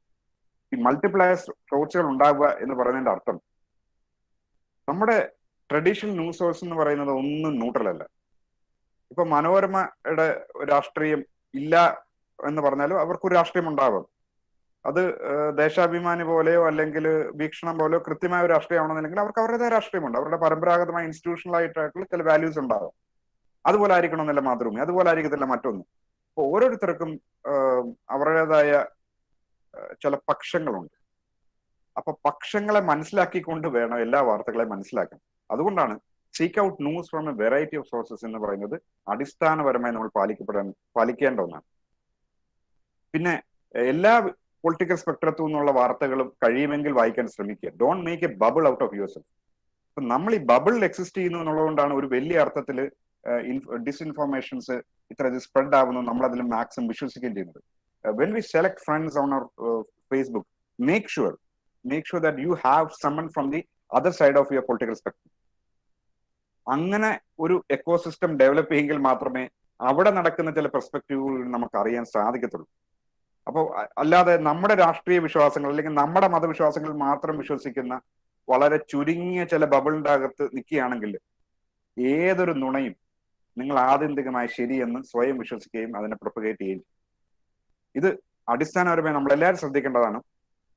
രണ്ട്, ഫേക്ക് ന്യൂസുകൾ ഉണ്ടാവുന്നുണ്ട്, ബയസുകൾ ഉണ്ടാവുന്നുണ്ടെന്നുള്ള കൃത്യമായ ധാരണ നമുക്കുണ്ടാവണം. അതായത് be critical of your own personal, your own moral or political biases. അപ്പോ I mean don't get suckered into something very immediately, thinking that it matches your personal belief, so this must be true. I mean, develop a healthy dose of skepticism. That's not the primary thing. Be skeptical about everything. And this is the most critical step to counter any fake news. And then you must dig deeper. I mean, don't stop with what you have in your hand. Keep digging unless until you find something um, critical about the fact, supposed to be fact, that you have in your hand. ഇത് വളരെ develop ചെയ്യണം. ഒരു questioning attitude develop ചെയ്യാതെ നമുക്ക് ഇതിന്റെ പുറത്ത് കിടക്കാൻ പറ്റത്തില്ല. നമ്മളിപ്പം പെട്ടിരിക്കുന്നത് ഒരു വലിയ ചുഴിയാണ്. ഈ ചുഴിയിൽ നിന്ന് പുറത്ത് കിടക്കണമെങ്കിൽ വളരെ ഡെലിബറേറ്റ് ആയിട്ടുള്ള എഫേർട്സ് ഉണ്ടാവേണ്ടി വരും എന്നുള്ളത് എല്ലാവരും ഓർക്കുക. പിന്നെ നമുക്ക് രണ്ടാമത്തെ ഇതിലേക്ക് വരാം. ഒരു കൊമേഴ്ഷ്യൽ ഫേം എങ്ങനെ ഇതിനെ ഡീൽ ചെയ്യണം എന്നുള്ളതാണ് ഞാൻ പറഞ്ഞത്. അപ്പൊ നേരത്തെ ഞാൻ പറഞ്ഞു, communication is going to be everything. I mean, communication was already everything, but still it is gaining an importance that was never in the history of corporate governance. കമ്പനികൾ അതാത് രാജ്യങ്ങളിൽ മാത്രമല്ല നിലനിൽക്കാൻ പോകുന്നത്. It's going to have a network across different countries, different cultures. A fake news that gets propagated in some other cultural milieu can hit back in your own market. ഇത് കാരണം അത്രയും complex ആയി കഴിഞ്ഞിരിക്കുന്ന കമ്മ്യൂണിക്കേഷൻ ചാനൽ. നിങ്ങൾ ജീവിക്കുന്നത് ഒരു തരത്തിൽ പറഞ്ഞ നമ്മുടെ റെപ്യൂട്ടേഷൻ മാനേജ് ചെയ്ത് മാത്രമാണ് നമ്മൾ ജീവിക്കുന്നത്. Anyone can destroy that reputation. ആ ത്രെട്ട് എന്ന് പറയുന്നത് പ്രധാനമായി അനോണിമസ് ആയിട്ടുള്ള പ്ലേസ് എന്ന് പറയുന്ന ത്രെട്ട് എന്ന് പറയുന്നത് എപ്പോൾ വേണമെങ്കിലും സംഭവിക്കും. And that comes as whispers, that comes as rumors, some Chinese whispers coming here and there and get transformed into something very different from what it initially was. ഇതെല്ലാം സംഭവിക്കുന്ന ecosystem of social media, where you don't have any control. You can't control it. You can't control the social media. But one thing you can do, and that is understanding the nature of the social media, understanding how things becomes viral, understanding how narratives are being formed in social media, understanding how you can create your own narrative. ഇതാണ് നിങ്ങൾ ശ്രദ്ധിക്കേണ്ടത്. കാരണം എന്താണ്, fake news will directly effect your stock. 2013 AFP Twitter handle ഒരാൾ hack ചെയ്തിട്ട് എനിക്ക് തോന്നുന്ന അമേരിക്കയുടെ നസ്ഡാക്കിലൊക്കെ വലിയ ഒരു ഇടിവുണ്ടാക്കുന്ന രീതിയിലുള്ള ഒരു ഫേക്ക് ന്യൂസ് എൻ്റെ അതിട്ടു. ഫേക്ക് ന്യൂസ് ഇതായിരുന്നു, വൈറ്റ് ഹൗസിൽ 2 ബ്ലാസ്റ്റ് റിപ്പോർട്ട് ചെയ്യപ്പെട്ടതായി. AFP എന്ന് പറയുന്നത് അന്താരാഷ്ട്ര ഏജൻസി എന്നായിരിക്കണം, ന്യൂസ് ഏജൻസിയാണ്. അവരുടെ ട്വിറ്റർ ഹാൻഡിൽ ഇങ്ങനെ ഒരാൾ ഹാക്ക് ചെയ്തിട്ടതോടുകൂടി തന്നെ സ്റ്റോക്ക് മാർക്കറ്റിൽ ഒരു വലിയ ക്രാഷ് ഉണ്ടായി. അപ്പൊ അത് ജനറലായിട്ട് എല്ലാവർക്കും സംഭവിച്ചാണെങ്കിൽ നിങ്ങളുടെ സ്റ്റോക്കുകളെ കുറിച്ച്, നിങ്ങളുടെ കമ്പനിയെ കുറിച്ച് പ്രചരിക്കുന്ന ഒരു നുണ നിങ്ങളുടെ സ്റ്റോക്കിന് എത്രമാത്രം ഇടിക്കുമെന്ന് ഒന്ന് ആലോചിച്ചാൽ മതി. It's going to affect your bottom lines. It's going to affect the sentiments that you really want for your brand. അപ്പോൾ അടിസ്ഥാനപരമായി ഒരു കോർപ്പറേറ്റ് കമ്മ്യൂണിക്കേറ്റർ എന്താണ് ചെയ്യേണ്ടത്? ഒന്ന്, ഫേക്ക് ന്യൂസുകളെ സംബന്ധിച്ചിടത്തോളം 2 തരം പെർസ്പെക്റ്റീവുകൾ നമുക്ക് ഡെവലപ്പ് ചെയ്യാം. ഒരെണ്ണം ഷോർട്ട് ടൈം ആണ്, ഒരെണ്ണം ലോങ് ടൈം ആണ്. ഷോർട്ട് ടൈം എന്ന് പറയുന്നത്, ഫേക്ക് ന്യൂസ് ഉണ്ടായോ, നിങ്ങൾ അതിനെ കൗണ്ടർ ചെയ്തേ പറ്റൂ. പക്ഷെ കൗണ്ടർ ചെയ്യുമ്പോഴും ശ്രദ്ധിക്കേണ്ട ചില ഫാക്ടേഴ്സ് ഞാൻ പിന്നീട് പറയാം. ഒരു തെറ്റായ ഒരു വാർത്ത പ്രചരിക്കുന്നുണ്ടെന്ന് അറിഞ്ഞാൽ ആ പ്രചരിക്കാനുള്ള ഒരു സാധ്യത, അതിന്റെ പ്രൊജക്ഷൻ, അതിന്റെ ട്രജക്ടറി ഒക്കെ നോക്കിയിട്ട് വേണം നമ്മൾ നമ്മുടെ ആക്ഷൻ ഡിസൈഡ് ചെയ്യേണ്ടത്. പക്ഷെ ultimately you need to put the real news into the public domain. Only then you can do something. പിന്നെ ലോങ് ടൈമിൽ ശ്രദ്ധിക്കേണ്ട വേറൊരു സംഗതിയുണ്ട്. എങ്ങനെയാണ് നിങ്ങളെക്കുറിച്ചുള്ള വാർത്തകൾ ബാക്കിയുള്ളവർ പ്രചരിപ്പിക്കുന്നത്? കാരണം നിങ്ങളെക്കുറിച്ചുള്ള വാർത്തകൾ ആവശ്യത്തിന് പ്രചരിപ്പിക്കാത്ത അവസ്ഥയിലാണ് ബാക്കിയുള്ളവർ നിങ്ങളെക്കുറിച്ച് വാർത്തകൾ പ്രചരിപ്പിക്കുന്നത്. അതായത് there is an absence of conversation by your brand in the public domain. അതുകൊണ്ട് there exists a vacuum. അങ്ങനെ ചെയ്യുമ്പോൾ someone else will fill the vacuum. അപ്പോൾ എന്താണ് സംഭവിക്കുന്നത്? നിങ്ങളെ നമ്മളറിയാം, നമ്മളൊരു അധോലോകമായി മാറി എന്നൊക്കെ പറയുന്ന തമാശ പോലെ നമ്മൾ അവശേഷിപ്പിച്ചിരുന്ന വാക്വത്തിലാണ് ബാക്കിയുള്ളവർ കയറി കളിക്കുന്നത്. So you always try to make sure that you fill that vacuum right and then and there itself. അപ്പൊ അതുകൊണ്ട് എന്താണ് വേണ്ടത്? You need to continuously engage in the communication domain. നിങ്ങളെ കുറിച്ചുള്ള വാർത്തകൾ നിങ്ങൾ തന്നെ പ്രൊആക്റ്റീവായി കൊടുക്കുക. അത് ഒരു വലിയ പബ്ലിക് റിലേഷൻ എഫോർട്ടാണ്. ഈ പബ്ലിക് റിലേഷൻ എഫോർട്ട് പല രീതിയിൽ വർക്ക് ചെയ്യാം. ഒന്ന്, നിങ്ങൾക്ക് അഡ്വർടൈസ്മെന്റ്സ് ഇഷ്യൂ ചെയ്യാം. പക്ഷെ advertisements is always A costly thing. Advertisement but still it's effective in creating A kind of brand image. അത് നെസസറിയാണ്. ഏതൊരു കമ്പനിക്കും അത് ഒഴിവാക്കാൻ പറ്റാത്തൊരു സംഗതിയാണ്. പക്ഷെ more than advertising, what it really requires is very apt, very smart public relation strategies. അത് കൃത്യമായി പബ്ലിക് റിലേഷനിൽ ഇൻവെസ്റ്റ് ചെയ്യാത്ത ഒരു company it's going to have a huge problem in its immediate future. അത് യാതൊരു സംശയം വേണ്ട. കാരണം it's all about building a trust. Building a trust is not just about making a good product. No, building a trust is about how you communicate about your product, how you communicate about your systems, how uh, how you build your image, how you build your reputation. Everything matters. So that's a long term. I mean, you need to continuously engage with that. Damage ഉണ്ടായതിനു ശേഷം എല്ലാം തിരിച്ചു പിടിക്കാമെന്ന് കരുതുന്നത് പോലെ ഒരു മണ്ടത്തരം മറ്റൊന്നില്ല. അപ്പൊ അതുകൊണ്ടാണ് your firm, your corporation must have a clear-cut crisis communication plan with you. It must be, yes, it must be a generic plan.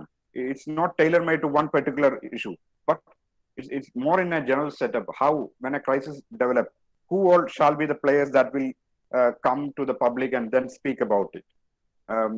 How quickly you will assemble your legal and your PR team and your directorial board people into the action. There should be some plan about it. അത് പിന്നെ മറ്റൊന്ന്, ഇതിനേക്കാളും പ്രധാനമായിട്ട് preventive ആയിട്ടുള്ള ഒരു measure എടുക്കാതെ തെറ്റായ വാർത്തകൾ ഉണ്ടാവുന്നതിന് മുമ്പ് തന്നെ, അല്ലെങ്കിൽ ഉണ്ടാവാനുള്ള പ്രവണത കാണിക്കുമ്പോൾ തന്നെ അതിനെ നിപ്പ് ചെയ്യാൻ നമുക്ക് പറ്റണം.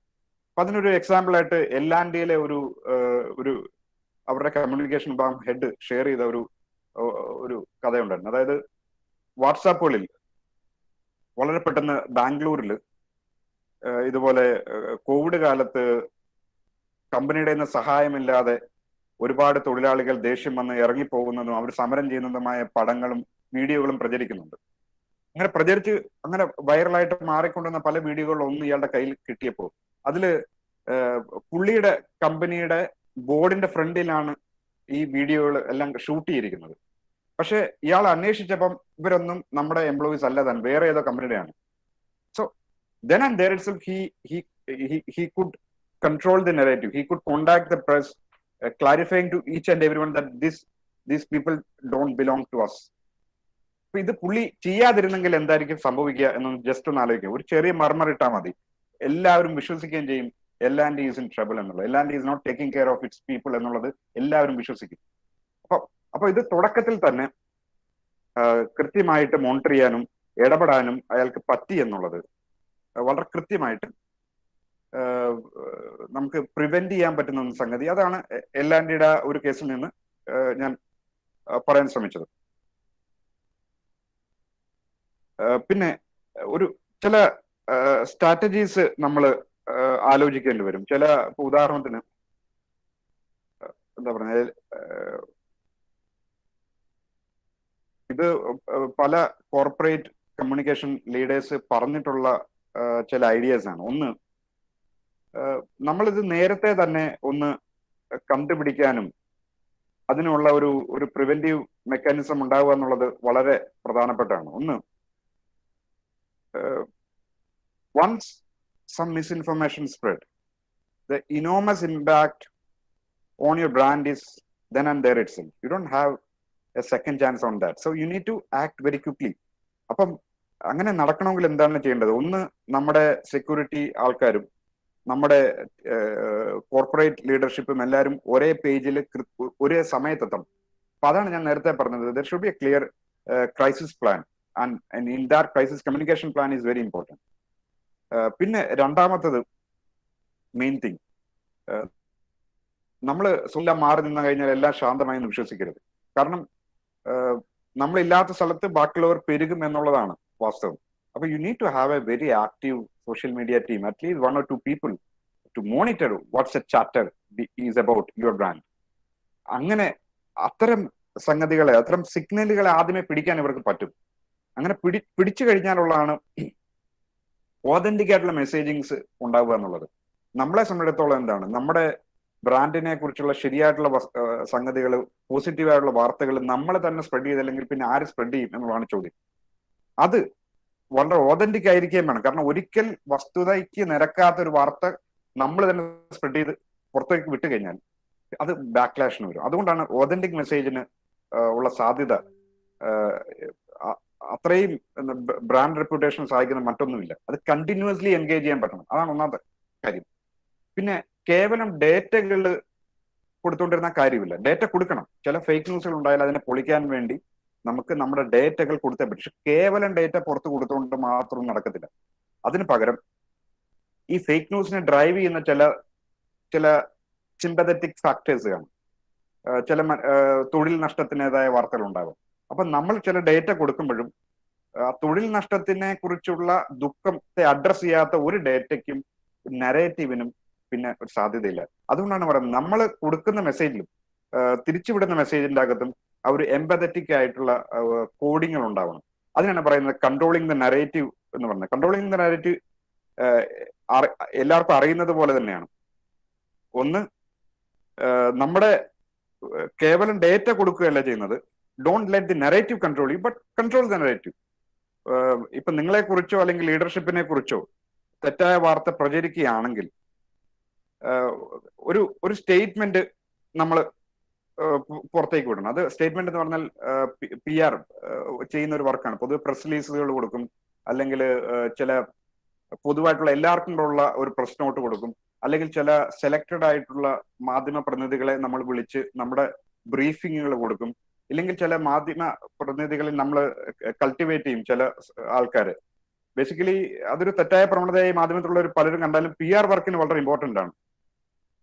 പഴയ അതുകൊണ്ട് തന്നെ PR ഒരു ബാഡ് നെയിം ആണ് ഇന്ത്യയിലുള്ളത്. പക്ഷേ ഇൻ US ആണെങ്കിൽ PR is quite A well established profession. അപ്പം പല രീതിയിൽ നമ്മൾ നെറേറ്റീവിനെ കൺട്രോൾ ചെയ്യാൻ നമ്മൾ ശ്രമിക്കണം. പിന്നെ ഒരു സ്റ്റോറി നമ്മൾ പുഷ് ചെയ്യുന്ന ഒരു സ്റ്റോറിയുടെ തന്നെ പല തലങ്ങളെ കുറിച്ച് ചിന്തിക്കാൻ നമുക്ക് പറ്റണം. ഏതെങ്കിലും ഒരു തലം നമുക്ക് ബാക്ക്ലാഷിന് സാധ്യതയുണ്ടോ എന്നൊക്കെ നല്ല ആലോചിച്ചിട്ടേ ഒരു സ്റ്റോറി നമ്മൾ പുറത്തോട്ടും വിടാവുള്ളൂ. അപ്പം ഈ നരേറ്റീവ് കൺട്രോൾ ചെയ്യുന്നത് വളരെ ഇമ്പോർട്ടന്റ് ആണ്. And that requires proactive efforts from your step from the beginning instead. അവിടെയാണ് നമ്മുടെ ഒരു പ്രൊആക്റ്റീവ് കമ്മ്യൂണിക്കേഷന്റെ ആസ്പെക്ട് ഉള്ളത്. പിന്നെ പ്രധാനപ്പെട്ട ഒന്നാണ് കസ്റ്റമേഴ്സിനോട് ടെസ്റ്റിമോണിയൽസ് നമ്മൾ ഡെവലപ്പ് ചെയ്യുക എന്നുള്ളത്. കണ്ടിന്യൂസ്ലി കസ്റ്റമറുമായിട്ട് എൻഗേജ് ചെയ്യണമെന്ന് ഞാൻ ആദ്യമേ പറഞ്ഞു. അവിടെ നമ്മൾ ആവശ്യത്തിന് ടെസ്റ്റിമോണിയൽസ് അവർക്ക് നമ്മളെ കുറിച്ചുള്ള എക്സ്പീരിയൻസ് ഷെയർ ചെയ്യാനുള്ള ഒരു വേദി കൊടുക്കുക എന്നുള്ളത് പ്രധാനമാണ്. അപ്പൊ അത് ശ്രദ്ധിക്കണം. കാരണം നമ്മളെ തകർക്കാനുള്ള ചില ആളുകൾ അതിൽ നെഗറ്റീവ് ആയിട്ടുള്ള വളരെ ബോധപൂർവമായിട്ടുള്ള നെഗറ്റീവ് ഉണ്ടാവാം. പക്ഷെ അങ്ങനെ വന്നാൽ കൂടി അതിനെ മാനേജ് ചെയ്യാൻ നമുക്ക് പറ്റണം. It's not just about simply deleting their response. No, it's about addressing that even that also. പിന്നെ പ്രധാനപ്പെട്ടതാണ്, എവിടെ നിന്നാണ് മിസ്ഇൻഫോർമേഷൻ സ്പ്രെഡ് ആവുന്നു എന്ന് തിരിച്ചറിയേണ്ടത് വളരെ വളരെ പ്രധാനമാണ്. Correct, you go and correct the information immediately. You need to identify what was the source for the misinformation. അപ്പൊ ഒന്ന്, സത്യം പറഞ്ഞാൽ പല മിസ്ഇൻഫോർമേഷനുകളും തുടങ്ങുന്നത് ചില റിപ്പോർട്ടർമാർക്ക് വളരെ പെട്ടെന്ന് ചില സ്റ്റോറികൾ ഫയൽ ചെയ്യാനുണ്ടാവും. അവർക്ക് സമയമില്ല. അപ്പൊ അവർ എന്തെങ്കിലുമൊക്കെ ചെയ്തങ്ങ് കൊടുക്കുകയാണെന്ന് വെച്ചു.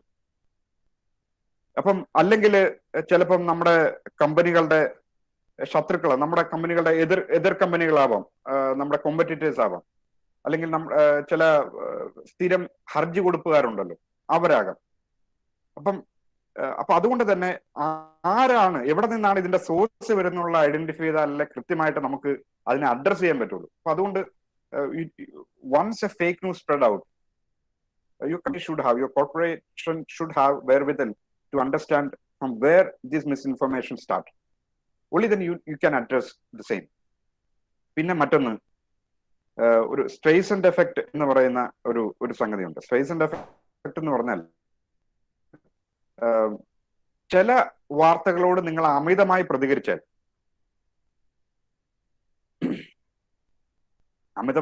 കഴിഞ്ഞാൽ കുഴപ്പം, ആ വാർത്തകളിലേക്ക് കൂടുതൽ ശ്രദ്ധ പോയേക്കാം. അപ്പൊ അതൊരു fine, you need to maintain a fine balance between these two. അത് അല്ലാതെ കാണുന്ന എല്ലാത്തിനെതിരെ നിങ്ങൾ വക്കീൽ നോട്ടീസ് അയക്കാൻ പോയി കഴിഞ്ഞാൽ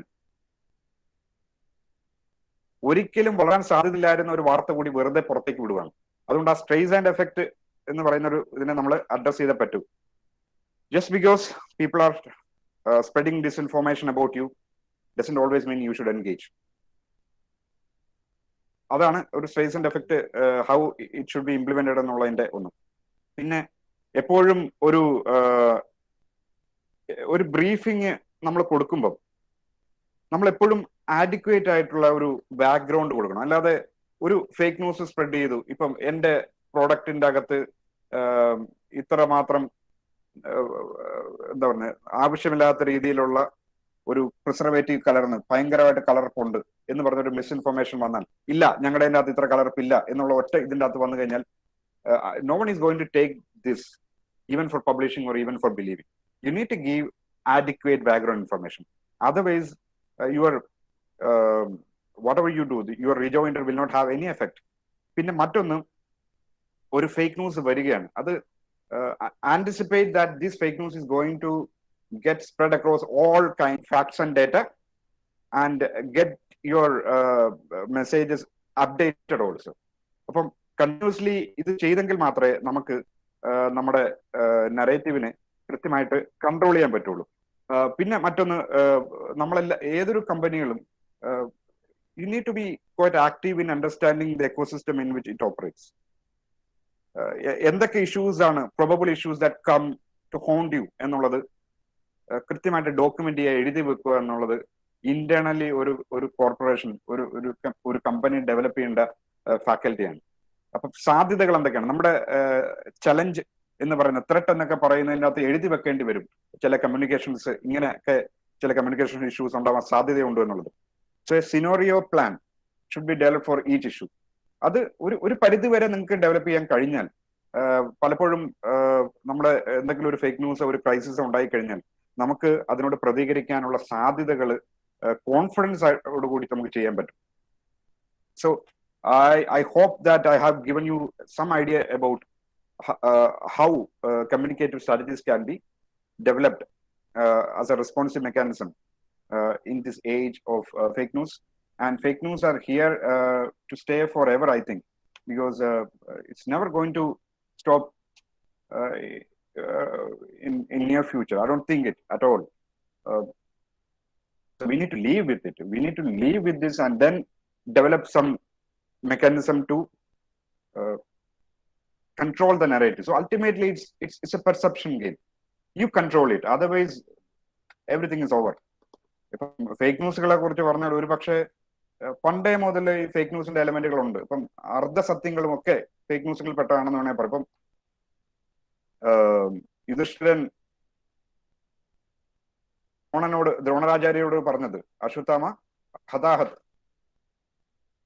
അങ്ങനെ ഒരു അശ്വത്ഥാമ ഹത കുഞ്ചര എന്ന് പറയുന്ന ഒരു കള്ളവുമല്ല സത്യവുമല്ലാത്ത ഒരു സംഗതിയുണ്ട്. അശ്വത്ഥാമ മരിച്ചു, പക്ഷെ ആനയാണ് എന്ന് മനുഷ്യനാണോ എന്ന് അറിയില്ല എന്ന് പതുക്കെ പറയുകയും, അതുമെല്ലാം ഒരു തരത്തിൽ പറഞ്ഞ ഫേക്ക് ന്യൂസ്. അപ്പൊ fake news are here to stay for ever.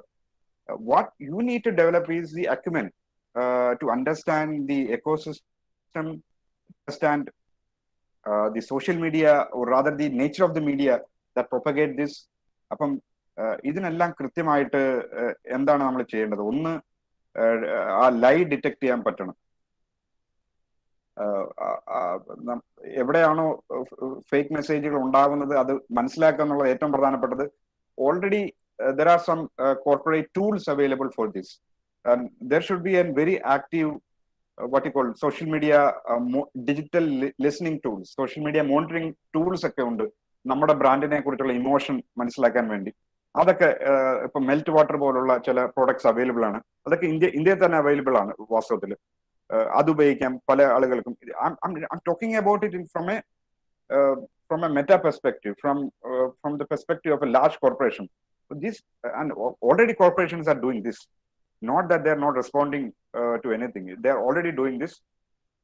It's a very established domain right now. That communication team should be there, and they should be developing acumen to counter this fake news and to understand it and to deal with it and control the narratives. Already here, what I meant in this session was getting you acquainted with this ecosystem of fake news and the vulnerabilities of human beings that promote fake news, and then how you can deal with it from a corporate management perspective.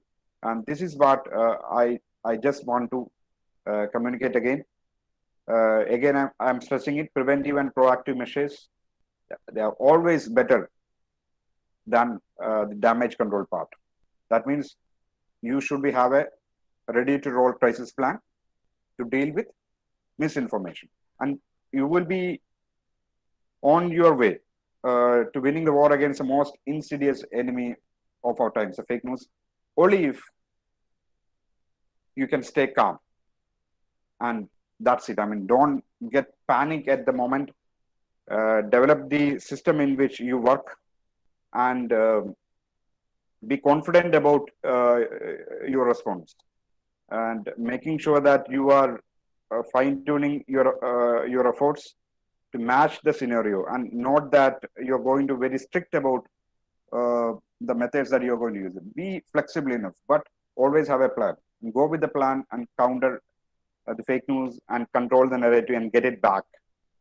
This is ultimately the communication perspective is should work in a corporate management. So that's it from my part. Okay, thank you, Ajay. It's now time for asking questions regarding this session. The platform is open to all of you. You may raise the doubt or queries regarding the topic.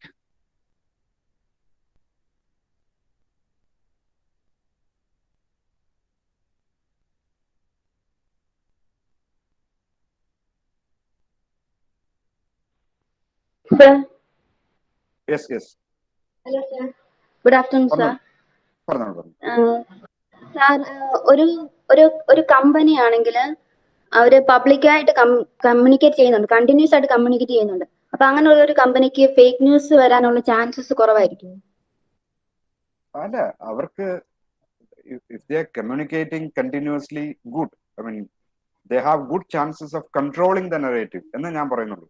Fake news will still emerge because your competitor or anyone, some random guy living on the other side of the globe, they can simply say something, and that will come to the web. It's not like the earlier ages where you put something in an obscure magazine and that will remain there. No. Once that random guy writes something about your firm in some other part of the world, that gets registered in the internet right away. So the chances are still there. That's why your chances of controlling the narrative is better when you engage with the public continuously, that you push the news about you. There you have a better chance of controlling it, but still fake news will come. That's what I was telling. So that's why there should be a very proactive team to understand from where it emerges and to counter it accordingly. So that part is equally important. Okay, sir. Thank you.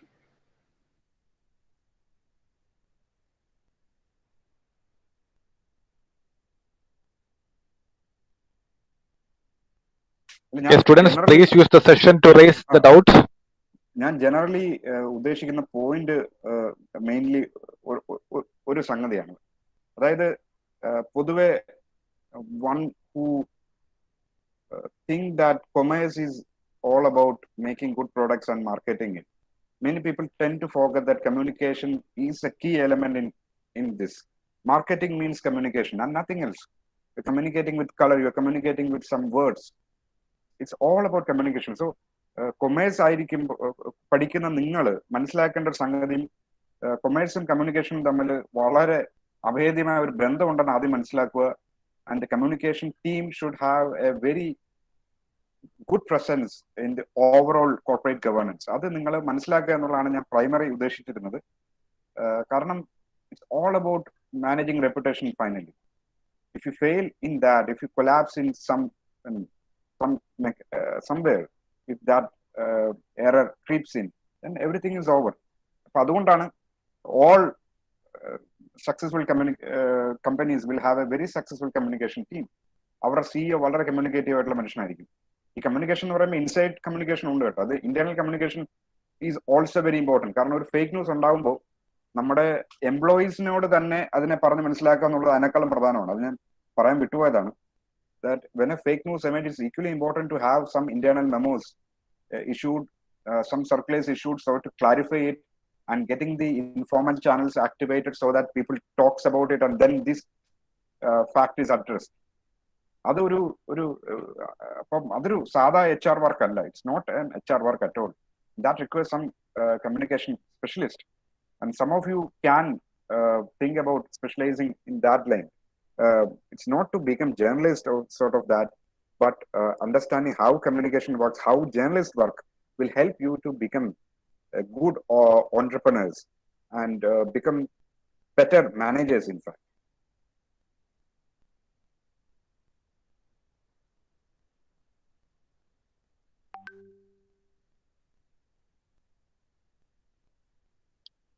Yes, എന്തെങ്കിലും? Good afternoon sir. Yes. Sir, ഇപ്പോൾ informations എന്ന് പറയുന്നത് നമുക്ക് എല്ലാവർക്കും ആവശ്യമുള്ള ഒരു എന്താ പറയുക, നമ്മുടെ ഡെയിലി ലൈഫിൽ പോലും നമുക്ക് ഏറ്റവും ആവശ്യമുള്ളൊരു കാര്യമാണ്. പക്ഷേ ഇപ്പോഴത്തെ ഈ സോഷ്യൽ മീഡിയാസിന്റെ അതിപ്രസരം മൂലമോ അല്ലെങ്കിൽ അങ്ങനെയൊക്കെ ഉള്ളത് കൊണ്ട് ഫേക്ക് ന്യൂസ് ഒരുപാട് വരുന്നുണ്ട്. ഇപ്പോൾ ഈ സാറ് പറഞ്ഞ പോലെ സ്നോപ്സ് അല്ലെങ്കിൽ ഫാക്ട് ചെക്കർ അതുപോലുള്ള സൈറ്റ് ഉണ്ടായിട്ട് കൂടി നമ്മൾ നോർമൽ പീപ്പിൾസ് നമ്മളത് ഫാക്റ്റ് ആണോ അല്ലെങ്കിൽ ഫേക്ക് ന്യൂസ് ആണോ എന്ന് വിലയിരുത്താനായിട്ട് നമ്മളത് ശ്രമിക്കുന്നില്ല, അല്ലെങ്കിൽ അത് വളരെ ബുദ്ധിമുട്ടായ ഒരു കാര്യമാണ്. അങ്ങനെയുള്ളപ്പോൾ ഈ ഓൺഡ് മീഡിയാസ് എത്രമാത്രം, ഇപ്പോൾ ഒരു ബ്രാൻഡിനെ പറ്റി ഫേക്ക് ന്യൂസ് ഇറങ്ങുവാണെങ്കിൽ ഓൺഡ് മീഡിയാസ് എത്രമാത്രം പീപ്പിൾസിനെ സ്വാധീനിക്കുന്നുണ്ട്, അത് ഫാക്റ്റ് ആണോ അല്ലെങ്കിൽ അതായത് ട്രഡീഷണൽ മീഡിയ ആണോ? ട്രഡീഷണൽ മീഡിയ അല്ലെങ്കിൽ സോഷ്യൽ മീഡിയാസ്. ഇപ്പോൾ ഓരോ ബ്രാൻഡിനും അവരുടേതായ സോഷ്യൽ മീഡിയാസ് ക്രിയേറ്റ് ചെയ്യാലോ, സോഷ്യൽ മീഡിയ പ്ലാറ്റ്ഫോംസ് ക്രിയേറ്റ്. അപ്പോൾ അതല്ലെങ്കിൽ ട്രഡീഷണൽ ന്യൂസ് ആണ് മിക്കവരും കാണുന്നെങ്കിൽ കൂടിയും ഓൺലൈൻ അല്ലെങ്കിൽ ഓൺഡ് മീഡിയാസ് എത്രമാത്രം സ്വാധീനിക്കുന്നുണ്ട് ഈ ഫേക്ക് ന്യൂസ് കൺട്രോൾ ചെയ്യാനായിട്ട്? അല്ല, ഇത് traditional media, for example newspaper ആവട്ടെ, മാഗസിൻ ആവട്ടെ, അല്ലെങ്കിൽ even TV channels for that, അതിനൊക്കെ ഒന്നുമില്ലെങ്കിൽ minimum there is an editorial board involve. അപ്പോൾ അവിടെ എന്താ പറയുക, ഒരു ഗേറ്റ് കീപ്പർ ഉണ്ട്. But the new media that doesn't exist any concepts of editorialship, right? അവിടെ നമ്മൾ തന്നെയാണ് അവിടെ എഡിറ്റേഴ്സ്. നമ്മൾ എന്തെഴുതിയാലും അത് ഏതാണ്ട് സത്യം എന്ന വണ്ണം വായിക്കപ്പെടാൻ സാധ്യതയുള്ളവയാണ്. That doesn't exist any kind of gatekeeping. അപ്പൊ അതുകൊണ്ടാണ് അടുത്ത കാലത്തായിട്ട് സോഷ്യൽ മീഡിയകളെ കുറിച്ചുള്ള സോഷ്യൽ മീഡിയ അഗ്രിഗേറ്റേഴ്സ് എന്നൊക്കെ പറഞ്ഞ് INB മിനിസ്ട്രിയും ഒക്കെ തന്നെ ഗൈഡ് ലൈൻസ് ഇഷ്യൂ ചെയ്തത് ഇതുകൊണ്ടാണ്. ബേസിക്കലി ഈ പറയുന്ന സോഷ്യൽ മീഡിയ കമ്പനികൾക്ക് അവർക്ക് കൈ കഴുകി മാറി നിൽക്കേണ്ട ഒരു സാഹചര്യം പാടില്ല. they should be accountable for taking actions, at least when something is detected, when some complaints are raised, there should be actions from their side.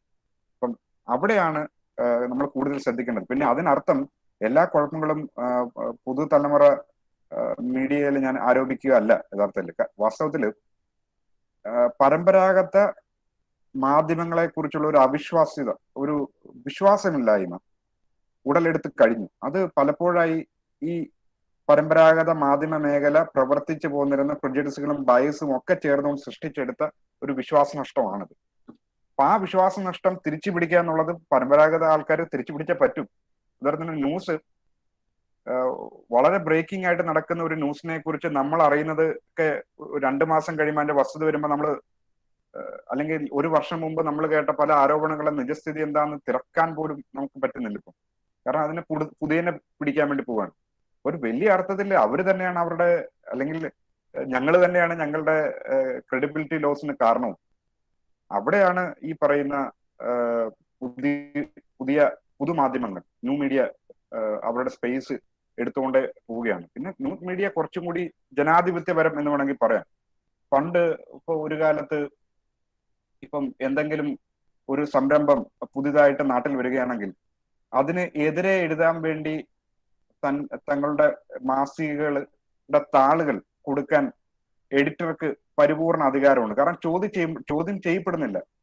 പ്രിന്റിൽ വരുന്ന ആർട്ടിക്കിൾ പ്രിന്റായി വരുന്ന ആ വലിയ എഴുത്തുകാരനോട് ചോദ്യങ്ങൾ ചോദിക്കാനുള്ള അവകാശം വായനക്കാരന് നിഷേധിക്കപ്പെടുന്ന ഒരു പ്ലാറ്റ്ഫോമാണ് അത്. പക്ഷെ ഇന്ന് അങ്ങനെയല്ല.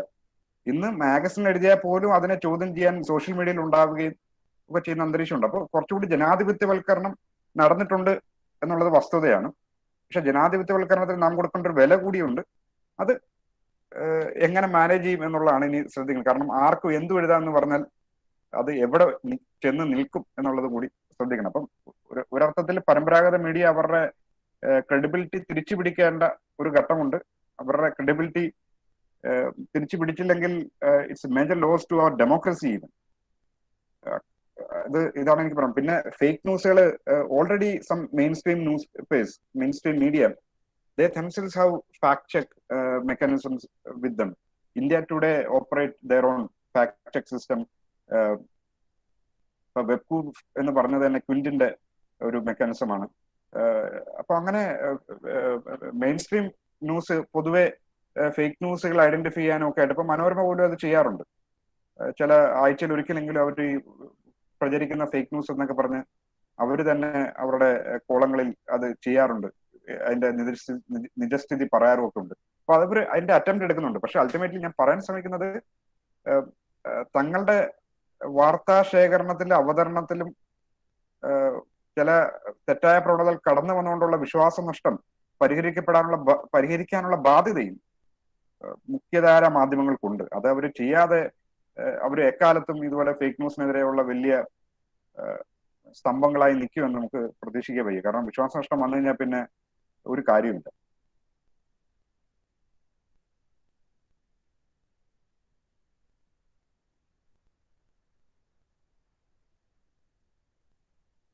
ഓക്കെ, സംശയങ്ങൾ ചോദിക്കാനുള്ള അവസരമാണ്. അതുകൊണ്ട് മാക്സ് പരമാവധി സംശയങ്ങൾ നിങ്ങൾ ചോദിക്കുക.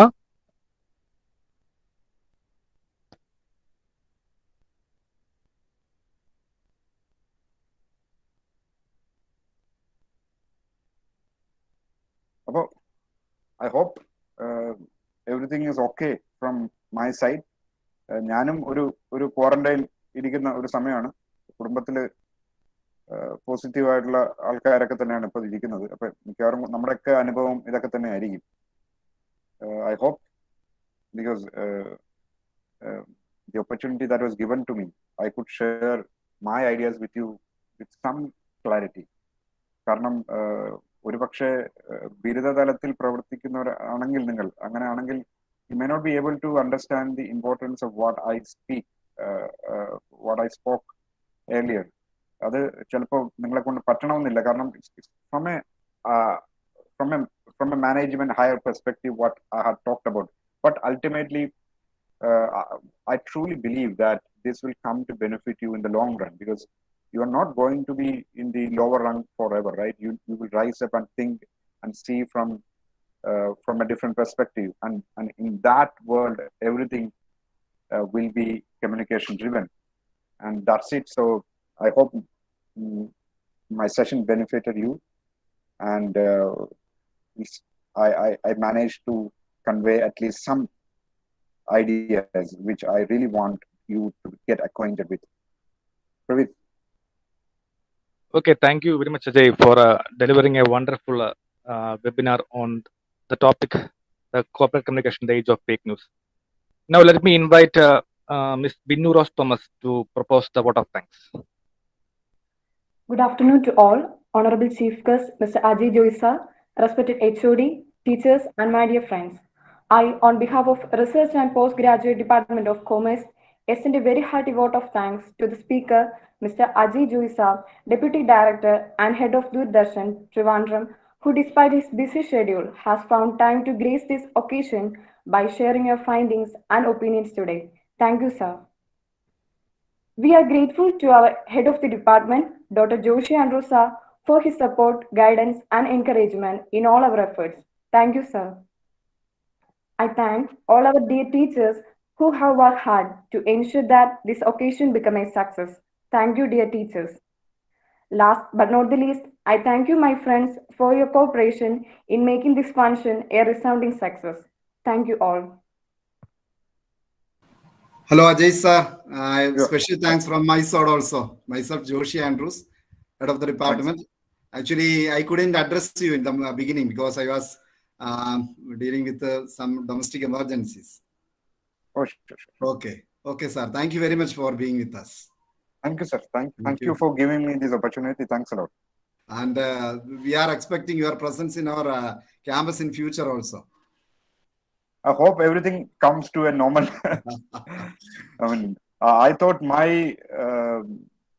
state of affairs had quite improved because I had contracted a problem in December. COVID, maybe Yes, the yes. last case of Delta was with me. But after that, then this Omicron came in. So, and once again, my whole family is in the same mood again. Okay sir, ഭാവിയിലെ സാറിനെ ഞങ്ങൾ പ്രതീക്ഷിക്കുന്നു. ഒരു പ്രാവശ്യം വരണം, ഞങ്ങളുടെ ക്യാമ്പസിൽ വരണം. ഉറപ്പായിട്ടും. Thank you very much. Thank you. Thanks.